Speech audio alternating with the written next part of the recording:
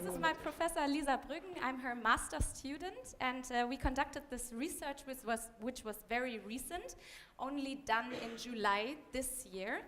And yeah, now that I look around in this room, I guess I'm probably one of the youngest ones in here. And I had a chat with my friend the other day, and I was telling her about this event, and she was asking me, wow, you're going there, shouldn't it be the other way around? Them telling you about pension, because you're still so young. And then she said, wow, Monika, really, I didn't do much about my pension yet. It's too far away. Who knows if I'm still living in the same country when I'm old? And yeah, I told Lisa about this, and we had a discussion, and we thought, is it only us Germans or the Dutch? How about Sweden? So we thought, let's ask the Swedish young generation what they think and what they know about their pension system, and in particular, since we are talking about the premium pension here. And then, yeah, we asked people at the age of 25 to 34.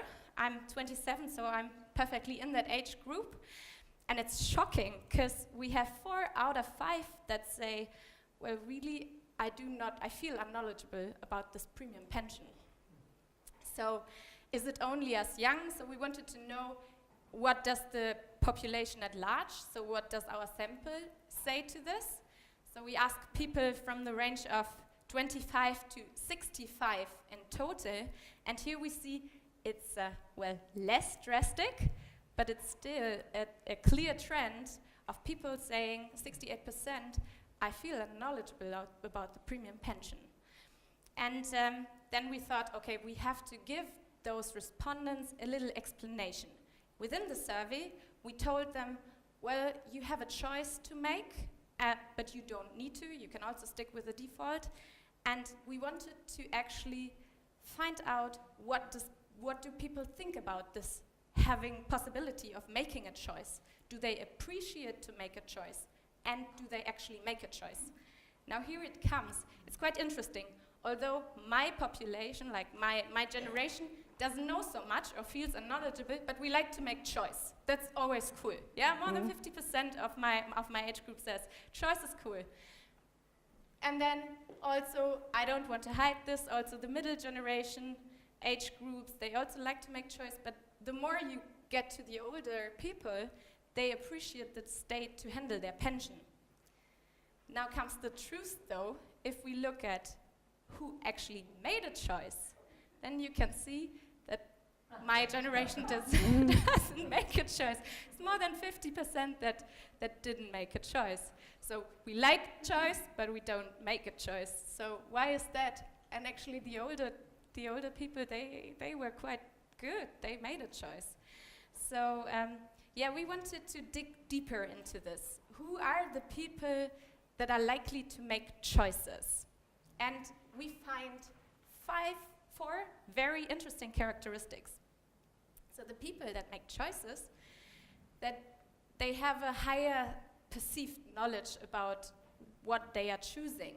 And they actually like to, yeah, they are more optimistic about their future well-being. We ask them, how optimistic or pessimistic do you feel about your financial well-being when you retire? And so the ones that feel more optimistic tend to make a choice more often than those that feel pessimistic. Also, we find that those that make a choice, they are more risk tolerant, so they would accept more risks. It was a little bit too fast, I think. Yeah. So I was here already. Sorry for that.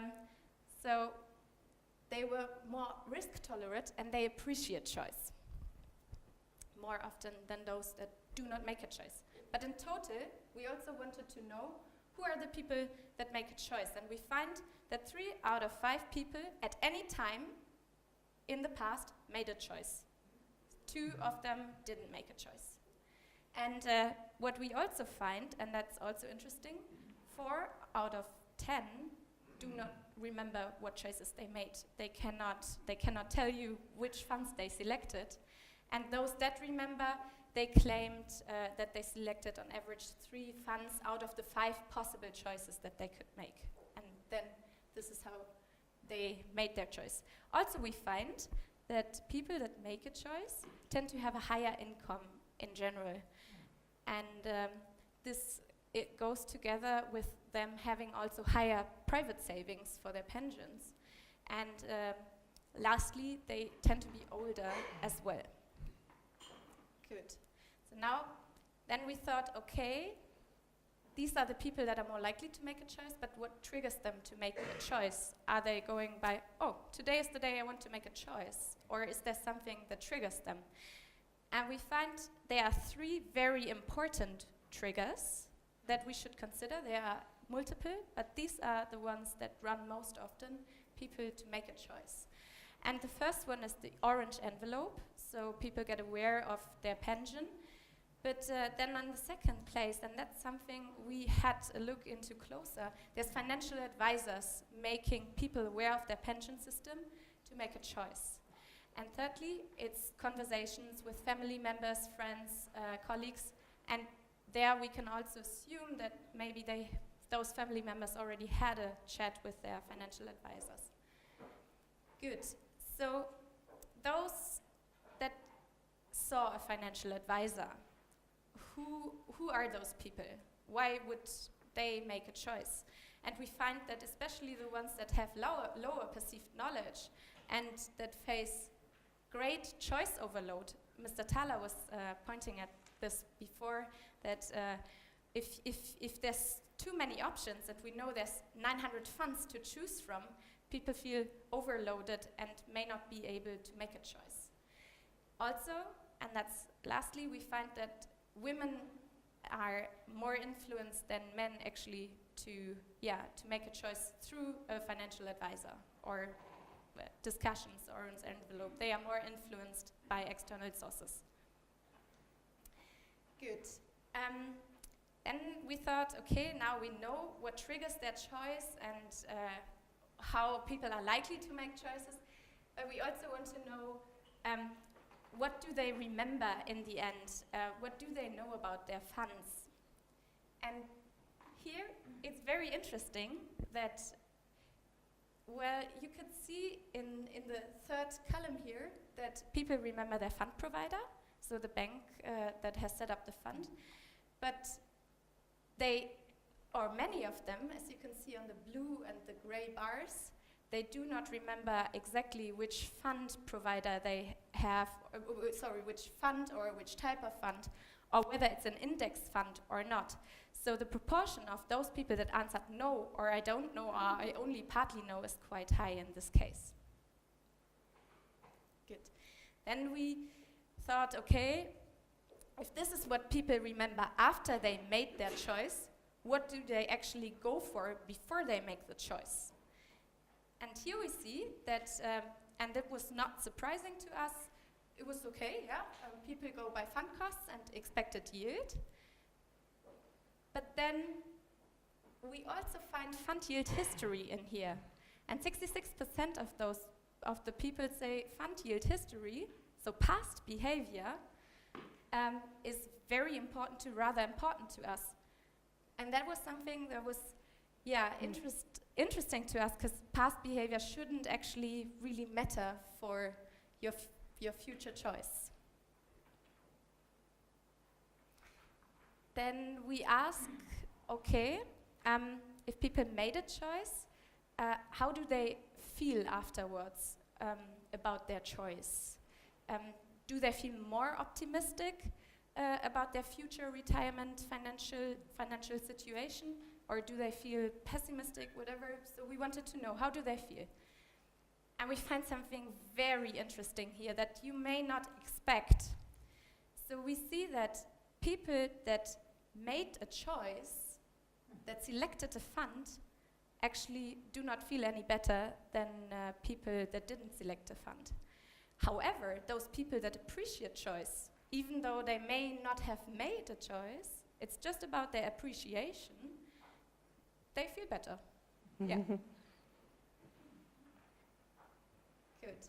So lastly, we then thought, okay, we have to also ask if this is the case, to make people feel better or not, should the state intervene or should people handle their pension by themselves? Who is responsible? And here we ask the respondents, do you think you are self-responsible for your pension, or do you think the state should handle it? And on average, more people tend to say, well, I'm myself responsible for my pension. However, 2 in 5 people do not appreciate to make a choice. And 1 in 5 doesn't know, like, if it's a good or bad thing to make a choice. And then the other 2, these are actually the ones that appreciate choice. And with that, I would like to hand over to Lisa, who's going to tell you more about the implications of what we have seen so far. Okay, thank you very much, Monika. So what are the implications of what Monika has just presented? Now, one of the key findings was that actually the people who appreciate choice feel much better about it, whereas the fact that whether they made a choice or not had no influence. And I think this is quite interesting and also in line with what we actually know from other research, that people really like having choice, but when it comes to making a choice, they don't make use of that, they don't make a choice, and it even doesn't add to their perception of future financial well-being. And I think that's a very interesting finding.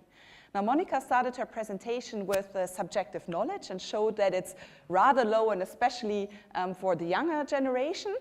So we also zoomed in a bit more closely to subjective knowledge, and it's really the people who feel not very knowledgeable about the topic are the ones who stay with the default, who are easily influenced in their decision by others, who feel generally less informed, and are also much more pessimistic about their future financial well-being.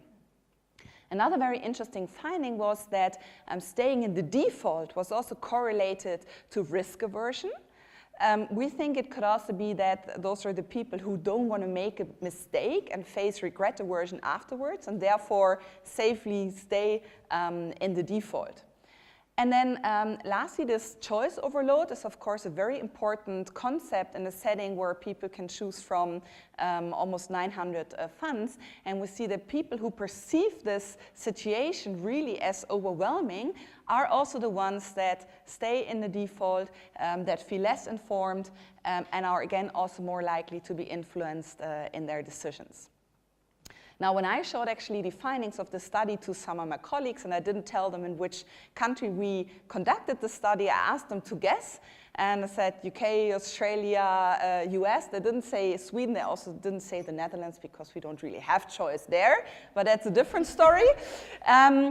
And I think this just also confirms is that those findings are also in line with what we see and observe and know from research actually being conducted in other studies. And one very famous example that I guess most of you also know is the study by Ian Gorin Lepper, where people in a supermarket are exposed to either 6 or 30 jams. And when they're exposed to more, they also approach more, but they actually buy less often. So just confirming again the problems that choice overload can create, and if it's difficult for people and overwhelming, that they less often actually engage in the desired behavior. I'm also a NetSPA research fellow, and since there is a lot of research nowadays on choice and choice architecture, it can also be a little bit overwhelming to really see again, okay, so how should we really do it now? And you know, how should we design the choice environment? And it's of course great to get really good tips from Taylor himself. What we try to do is to bring all the literature also together in the summary paper, which will soon come out. Because it's a very, very complex situation, especially in this long-term financial planning, which many people perceive as, as boring and very far away. And we try to bring all of it together in the end in sort of a 7-step approach that, first of all, it's extremely important to think about what is it that you really want to achieve.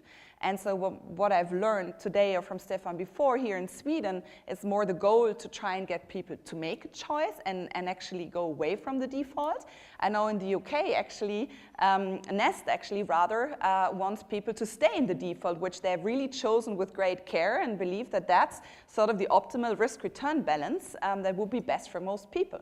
And because their goal is very different, the way they also phrase the alternatives is, for example, the high return, high risk options, they present and focus on the high risk, which is generally unattractive for people, and the low risk option, which low risk sounds really good for people, they framed as actually low return, which also doesn't sound too attractive, huh? But because they have this very different goal, you can then also work with other factors to really see how you get people to do what you believe is best for them to do.